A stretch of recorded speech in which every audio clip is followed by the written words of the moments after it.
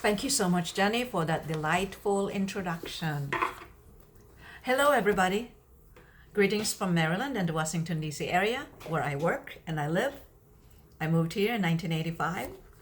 I was from San Fernando National High School, and I'm proud of that. Diyos maray na aldaw po sa Saindugabos, to the heads of school, to Mr. Jose Arche, to Mr. Orlando Villarreal, Mr. Michael Revelia,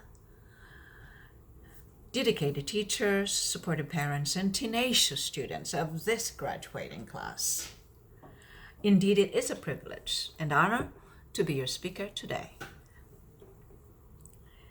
Let me open with a message from a quote from Oprah Winfrey. It says, "Turn your wounds into wisdom." Adversities, difficulties, and challenges surround us every day. But this graduating class of 2021 has faced a much larger challenge, much larger wounds, the COVID-19 pandemic. This pandemic took us all to a headspin. Who can challenge an unseen foe, a hidden enemy? This virus has brought countless of difficulties to everyone, not just us, all over the world. This heads of schools have to come up with something fast to respond to the need of educating the students. It also brought added responsibility to our parents, such as parenting, balancing work, and tutoring you when you come in bringing your modules. And then there is you. How do you adapt? How will this pandemic affect you? And there are just lockdown and restrictions. And I don't know about you, but I love my family. I'm quite sure you do. But being stuck with them 24/7 is not something that we anticipated, don't we? But we do adapt. We evolve. Our principals, administrators, teachers, and staff has to come up with innovative ways to educate you so that your pursuit of knowledge will be uninterrupted. We have to be thankful to them for that. Lucky for you, you also have technology when we have never had before. Many, if not all, are adept to computers, cell phones, social media, the TikTok, the internet. However, inequity is abounding and not available to everyone. Look around you. Many of us cannot afford laptops, nor money to pay for the internet service. Your parents have to choose between putting food or laptop on your table. Nevertheless, we Filipinos, we survive, we adapt. In one of my articles with the Manila Mail that was published, Manila Mail is a newspaper fortnightly here in Washington, D.C. I said, we are chameleons. You know what chameleons are?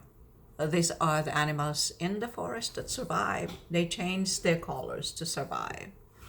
But we don't need to change our colors. We just need to adapt to survive. And I know we will. We do not break. This pandemic changed our way of life. Masking, social distancing is the new normal.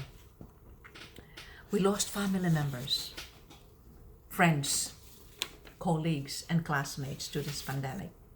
Some countries have good vaccination rate now, just like in the United States. But in the Philippines, from what I've read, we're still struggling to offer vaccination to our citizens, to our constituents.